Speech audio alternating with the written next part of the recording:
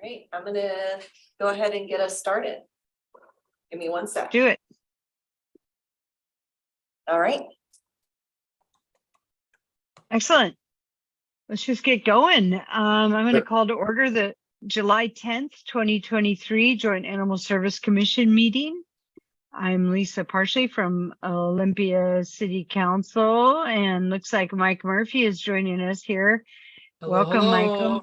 I'm We literally just started, Mike. Okay, So- sorry, I was a minute late. Oh, it's all good. It's all good.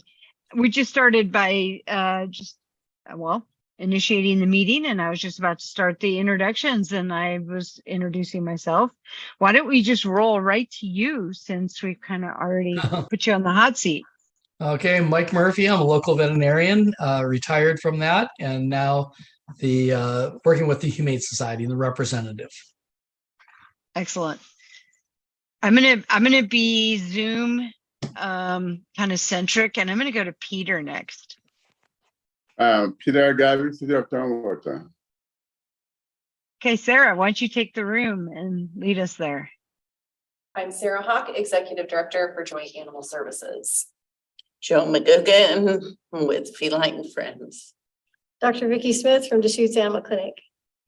Shannon Kelly Fong, City of Lacey. Excellent. Okay, we're all here. Since we have no fiscal notes tonight or actions, I'm just going to roll because we've got enough people to run our meeting. I'm looking for an approval of the agenda. Is there a motion? Just a correction. It's Oh, the wait, that's right. approval. Right, Sarah, you changed it and I loved it. And I even said that at the last meeting. So it's approval of the agenda, previous meeting minutes, and consent items. Thank you. Was that a Can I get- motion? Yep, please. Okay, so I moved for us to accept the item as stated by the chair. Do we have a second? I'll second. All right. Any comments or polls or questions? Okay, hearing none. All those in favor, please say aye. Aye. Aye. Opposed, same sign. Okay, hearing none. Okay, this is our time for public comment. Do we have anyone either on Zoom or in the room, Sarah? We do not. Okay. We are going to move right on to agenda item number 3, which is the shelter overview and achievements. Give me 1 sec to share my screen.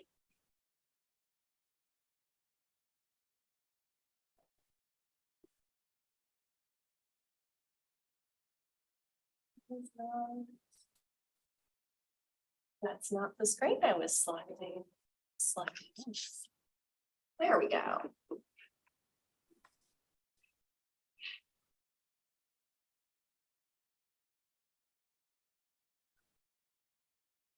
So I just wanted to give a brief overview of some statistics for Q1 and 2. We're halfway through the year, and I thought we have some interesting data to note that I wanted to make sure that we go over.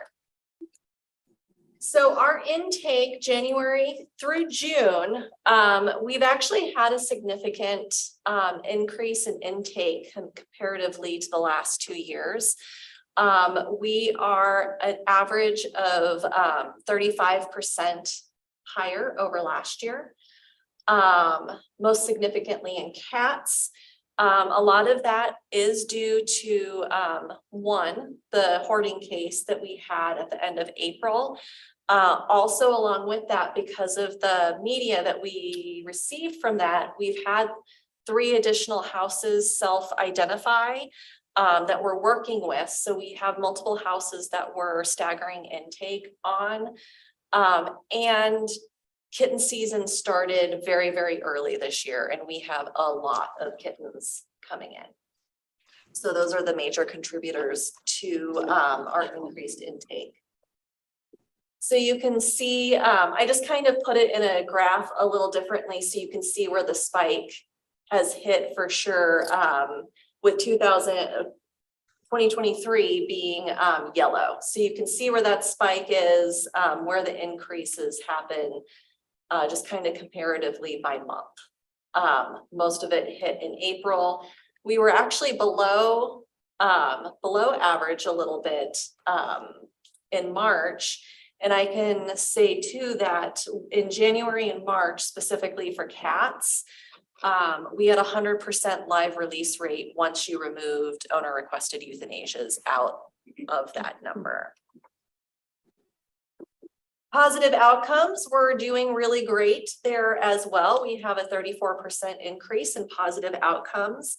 We have the highest number of transfers that we've seen in the past several years, which is fantastic.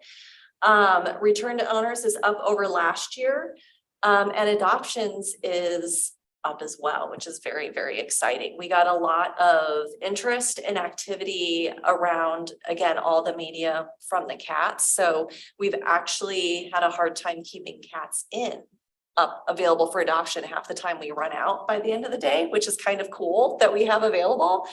But dogs are a little bit slower as far as those adoption numbers are going. And that's a kind of a national average right now too. Euthanasias, we are up by 7%, but that's not surprising seeing as how our increase is up by 35%. So the fact that euthanasia has only increased by 7% is not terrible. We've had a slight increase in shelter euthanasias, and most of that is having to do with the increased kitten season, as well as the multiple hoarding situations that we have that we're working with. A lot of the cats are just either not thrifty enough, like we have kittens that are unwell, or we have cats that were not good candidates for adoption or for a community cat program, unfortunately. So that's why we're seeing a little increase in those numbers, as well as the number of dogs with increased medical and behavioral. So we are seeing a definite increase with that. I'm hoping it's not a trend that keeps going, but it's been an interesting year as far as the types of animals that we're seeing. We're getting animals that require a lot more work and a lot more monetary investment, whether that's either staff time or medical. And that's definitely showing in these numbers as well. Field response. So far, year to date, we've done over 1,100 calls, 43% of those being in Thurston County. I did add, even though normally I only talk about the 4 jurisdictions, I wanted to make sure for this case that we added the other 2 jurisdictions that we contract with for services. So that would be JBLM, and we only contract with JBLM to pick up strays. And then we have a full contract for services with the city of Yelm. So I wanted to make sure and point that out in this as well. And comparatively to last year, we're actually about the same in terms of calls both years. They've fluctuated in different jurisdictions, but overall, we're actually at about the same number of calls as we were last year. And that was my quick update. Does anybody have any questions about any of the numbers before we move on? Are your numbers for healthy adoptable dogs for elective euthanasia, are those about the same or like We're not euthanizing any dogs that are healthy adoptable, Okay. period. But like for do they ever request you to euthanize healthy? They do, but we don't. We decline. So yeah, if there's any ever reason, we give them the option to surrender if they want, or they can have a discussion with their veterinarian if it's healthy and we have no reason to guess otherwise. So any of those unrequested are not just because somebody's walking in and I want this animal euthanized. There's a whole process. So we check microchip. We want vet records if they have them. So if they're saying they're ill for whatever reason, then we want vet records as to what's going on. But in most cases, that's not it. In most cases, the animals are lateral already. Or you can tell just from simply looking at them that it is their time. There's a lot of really older ones that they couldn't get them in or couldn't afford to get them in a timely way. So that's the majority of what we see. That's good. We're always concerned if we're seeing an economic slowdown, that people will start surrendering, healthy animals for euthanasia and, No, they get the option of surrender or nothing at all if they're healthy. So I have never really seen that as for in the shelters. I have seen people, what we do see that gets slightly frustrating is we have a lot of vets who decline to euthanize for behavior and aggressive behavior. And then they send them to us to do it instead. So that's a lot of what we get behavior wise, is usually somebody's own vet won't do it. Other questions? If no one else has one, I do, Sarah. Yes. On your, have you compared the field response calls? I mean, maybe I should ask this question first. Is 911 how you're getting those, or are they directly into Joint Animal Services? Because my question would be, are we tracking what goes into 911 that doesn't end up at the Joint Animal Services? No, because we do not have a contract with TCOM. People have to directly call us, even if they call into TCOM. TCOM has no way to transfer them over, and we'll just tell them to call us, and then that terminates the call on their part. And so somebody has to physically call us. And those are what we're tracking, are the physical calls that we get. Either So we're from not a person or the law enforcement agency in and of itself that is responding. okay. So do we have any idea how many of the different jurisdictions law enforcement agencies are getting these calls and then either responding to them and not letting us know that it went through? Do we have any way to track those? That would be a public records request or an ask for a pull from TCOM in order to get that. Okay. It would just be an interesting fact that I think that might be good for the jurisdictions as we move forward with this big capital project that is facing us, is for us to understand the value of the Joint Animal Services and what the jurisdictions would have to pick up in terms of within their own police departments. I think it'd be a good little stat. I have made a note. I will look into that, Lisa. Thank you. You're welcome. So along those lines, I have an update question. Okay. So I believe maybe in May we had that briefing from the City of Lacey about the capital development and what options was being looked at. Do you know what has taken place since then? Do you have any update? I don't have an update as far as that goes, at least in terms of we're still in the process of getting the RFP completed for the feasibility study to go out. I did meet with the city managers and the county manager to update them on the same findings that were presented to you in June, so that they were made aware. That way, they weren't taken by surprise when we started speaking to the different city councils and setting those up. So that would be currently my update, is we're in a slight hold pattern as we wait for other stuff to start moving forward. Thank you. And some of that stuff is moving forward. And I know Sarah's going to give an overview as part of the director's report. So I'm not going to ask it in a form of a question, knowing that it's coming up here. But Sarah's going to talk about some of the tours that are ongoing now with our different jurisdictions. And certainly if a jurisdiction or an organization wants to have a tour of the facilities, we are open to arranging those tours. Okay. That's a good question, Peter. Thank you. Looks like Mike, Joe, any questions? Okay. No. Okay. Moving forward with the director's report.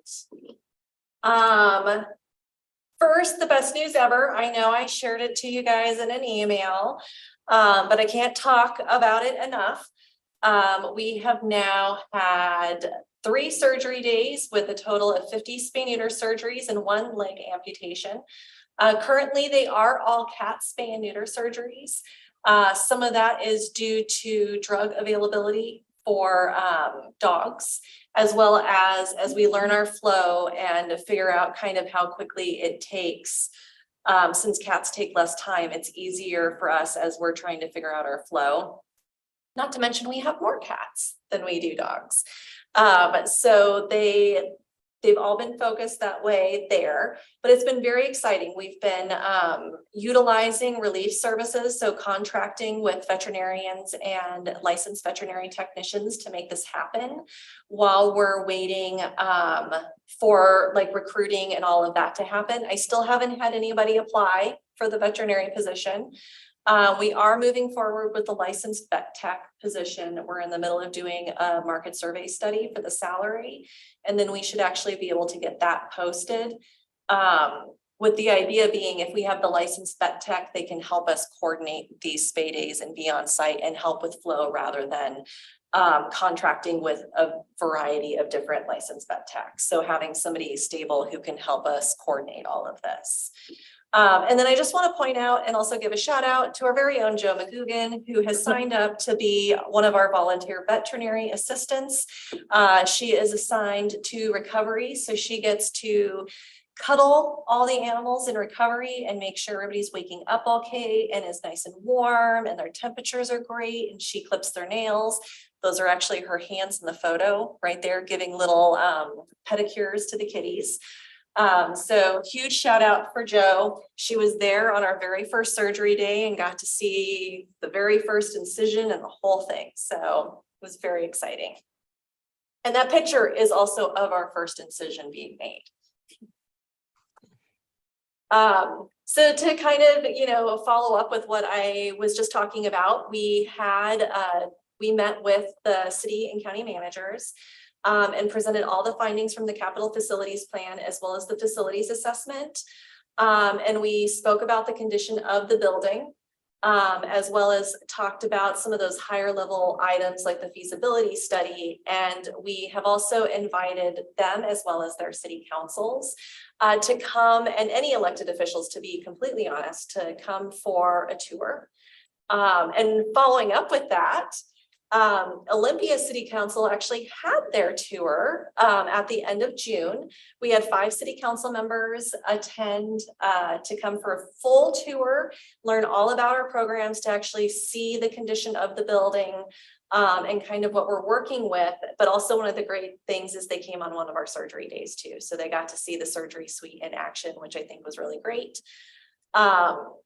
We also have scheduled our quarterly communications meeting. So just as a reminder, TCSO and Joint Animal Services started meeting quarterly last year when some complaints had arisen that we didn't know about. So we started setting quarterly meetings so we could chat with the different supervisors and captains. That way we could make sure that we had an open line of communications and they could directly reach out to any of us if there was an issue. So we have our next one. We had one in March and we have our next one in August. We also participated in Best Friends National Adoption Weekend the other weekend. So June 30th and July 1st. So for 2 days, we reduced adoptions to $25 thanks to a generous grant from Best Friends. And we were able to adopt out 28 animals, 22 cats and 6 dogs, including 2 longtime residents, Maybelline and Bandit. Bandit is the one in the top corner looking back at his owners. He's such a sweet boy. He was also featured in the Olympian. The Olympian did an article about our adoption special and they featured him in that as well. And then Maybelline is in the center. She had been with us for a long time as well. So it was a really great event. And we'll most likely be participating in the Bissell Empty the Shelter event sometime in July. We're just trying to coordinate because it's the whole month of July. So we're gonna pick a weekend, probably towards the end, to do another one of these as well. And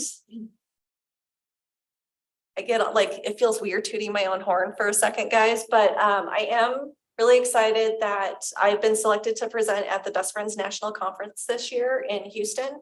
And so I will be focusing my presentation on combating a toxic work environment through systemic change.